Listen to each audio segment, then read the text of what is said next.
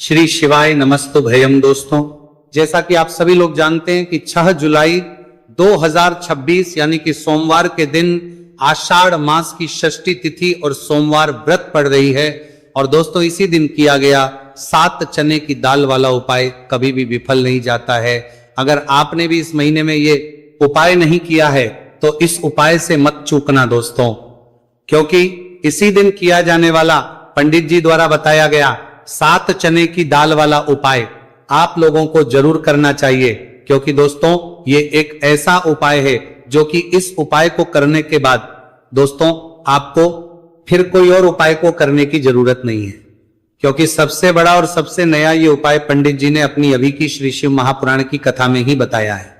मैं जिस उपाय को आज हम आपको बहुत अच्छे से समझाने वाले हैं, इस वीडियो को देखने के बाद इस उपाय को समझने के लिए आपको कोई और वीडियो को देखने की जरूरत नहीं पड़ेगी। तो चलिए दोस्तों, उपाय को शुरू करते हैं। देखिए, ये दिन इतना खास होता है, इतना महत्वपूर्ण होता है। देखा गया है कभी कभी बड़े बड़े पूजा पाठ अनुष्ठान से जो मनोकामना पूर्ण नहीं होते, 6 जुलाई 2026 सोमवार षष्ठी तिथि के दिन एक छोटे से उपाय करने से ही आपकी मनोकामना पूर्ण हो जाती है। और बहुत सारे लोगों ने इस उपाय को किया भी है और उनको इस उपाय को करने का फल भी जरूर मिला है। अगर आप लोग भी इस उपाय को सोमवार षष्ठी तिथि के दिन करना चाहते हैं तो आप इस उपाय को पहले अच्छे से समझ लेना, सुन लेना, उसके बाद करना। आपको इस उपाय का फल जरूर मिलेगा। और इस उपाय को कर लेने से आपके घर में चाहे किसी भी प्रकार की दुख और समस्या क्यों ना चल रही हो, चाहे आपको उसका कारण भी नहीं पता है कि भाई ये समस्या कारण से चल रही है, उसका कुछ भी कारण हो सकता है, जैसे पितृदोष हो सकता है या किसी भी तरह का मंगल दोष भी हो सकता है, और भी बहुत तरह के दोष होते हैं, कुछ भी हो सकता है। पर आपको इस उपाय को करने के लिए आपको अपने दोष को पता लगाने की भी जरूरत नहीं है। बस सोमवार षष्ठी तिथि के दिन आपको इस 7 चने की दाल वाले उपाय को आप लोगों को कर लेना है। यह एक ऐसा उपाय है जिस उपाय को अगर किसी विशेष दिन पर किया जाए तो भाई उस विशेष दिन का जो है वो तो हमें मिलता है, पर हमने उस दिन पर इस चने की दाल वाले उपाय को किया है तो हमें उससे भी बड़ा फल मिलता है, और फल बहुत जल्दी मिलता है, क्योंकि आप इस उपाय को बहुत ही बड़े और विशेष दिन पर कर रहे हो। क्योंकि दोस्तों, 6 जुलाई 2026 यानी कि सोमवार के दिन षष्ठी तिथि का बहुत ही ज्यादा बड़ा महत्व होता है। इसीलिए दोस्तों, आज की इस वीडियो में हम आप लोगों को 7 चने की दाल वाला उपाय समझाएंगे, जिस उपाय को से अगर आपकी किसी भी प्रकार की मनोकामना है, किसी भी प्रकार की परेशानी है, सबसे ज्यादा समस्याएं आपके जीवन में ही हैं। अगर आपको धन प्राप्ति नहीं हो पा रहा है, रुपए पैसे की आपके घर में लगातार दिक्कत परेशानियां चलती चली आ रही है, आपका व्यापार, आपकी नौकरी अगर अच्छे से नहीं चल रहे हैं, जिसकी वजह से घर में लगातार आर्थिक समस्याएं बनी रहती हैं, घर का कोई ना कोई सदस्य अगर बीमार रहता है, आपस में एक दूसरे से झगड़ा होता रहता है, किसी की अगर बनती नहीं है, तो पूज्य गुरुजी ने कहा है कि जब आपके जीवन में ऐसी परिस्थितियां आ जाए कि आप एक एक रुपए खर्च करने से पहले कई बार सोचने लगे हो, आपको धन प्राप्ति अगर नहीं हो पा रहा हो, तो आपको सिर्फ और सिर्फ 7 चने की दाल से एक ऐसा विशेष उपाय करना है जो आपकी इन सारी समस्याओं को सिर्फ 7 दिन के अंदर ही समाप्त कर देगा। तो चलिए जानते हैं इन विशेष उपायों के में। लेकिन उससे पहले जो भी मेरे भाई, मेरी प्यारी बहनें आज चैनल पर पहली बार आए हैं या मेरी आवाज आज पहली बार सुन रहे हैं, अगर आप भी महादेव के सच्चे भक्त हैं तो वीडियो को लाइक और चैनल को सब्सक्राइब जरूर कर लें और कमेंट बॉक्स में लिखे हर हर महादेव। चलो अब बात करते हैं उपाय की। देखिए, पहला और दूसरा उपाय दोनों ही बहुत ही खास है, और तीसरा उपाय धन प्राप्ति का उपाय होने वाला है। देखो, अब पहला उपाय जो है वो आपको धन प्राप्ति और पारिवारिक सुख शांति के लिए होगा। दूसरा उपाय आपके मान सम्मान और सुख की प्राप्ति के लिए है। वीडियो पूरा जरूर देखना और आगे बढ़ने से पहले वीडियो को एक लाइक जरूर करना। देखिए, सबसे पहले हम जान लेते हैं गुरुजी द्वारा बताए गए पहले उपाय के बारे में। देखो, इस उपाय के लिए आपको लेना है एक गोल बाती का दीपक। आप चाहें तो मिट्टी का ले सकते हैं या फिर घर से शुद्ध आटा मढ़कर उसका दीपक आप तैयार कर सकते हैं। इसके बाद आपको लेना है शुद्ध गाय का घी।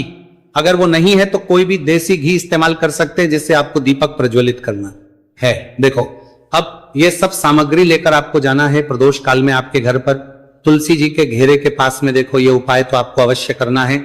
देखो, वहां पहुंचकर सबसे पहले वो दीपक आपको प्रज्वलित कर देना है और ओम नमो भगवते वासुदेवाय नमः का 11 बार जाप करना है। उसके बाद आपको अपने सीधे हाथ में थोड़ी हल्दी लेकर दीपक में अपना नाम और गोत्र बोलते हुए डाल देना है। उसके बाद माता लक्ष्मी से आपको प्रार्थना करना है कि हे महालक्ष्मी, हमारी सभी दुहक तकलीफों को दूर करो, हे महादेव हमारे सब दुख कष्टों को खत्म करो, इस भावना से आपको यह उपाय करना है। चलिए अब बात कर लेते हैं दूसरे उपाय की। दोस्तों आप सभी जानते हैं कि सोमवार षष्ठी तिथि का दिन समर्पित होता है भगवान महादेव को, यानी कि भगवान महादेव और माता पार्वती को सोमवार षष्ठी तिथि का दिन समर्पित होता।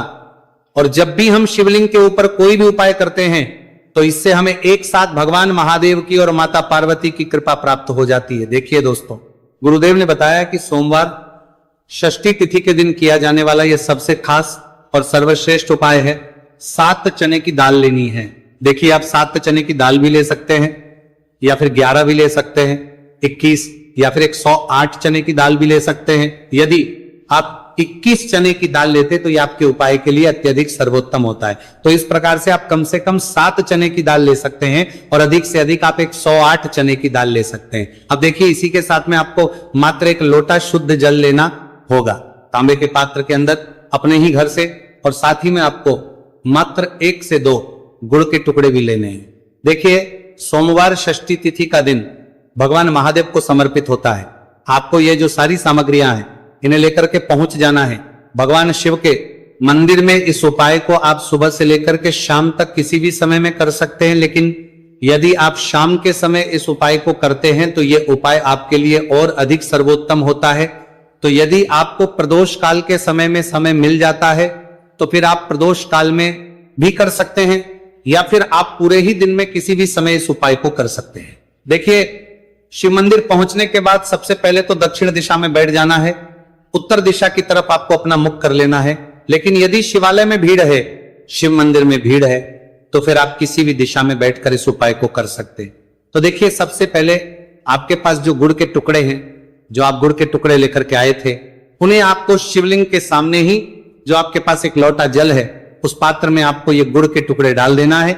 इसी के साथ में आप जो चने की दाल लेकर के आए थे, चाहे आप 7 चने की दाल लेकर के आए हैं, 11, 21 जितने भी आप चने की दाल लेकर के आए हैं, इस चने की दाल के ऊपर आपको जो आपके पास गुड़ वाला जल आपने तैयार किया है, इसमें से थोड़ा सा जल आपको इस चने की दाल पे डाल लेना है।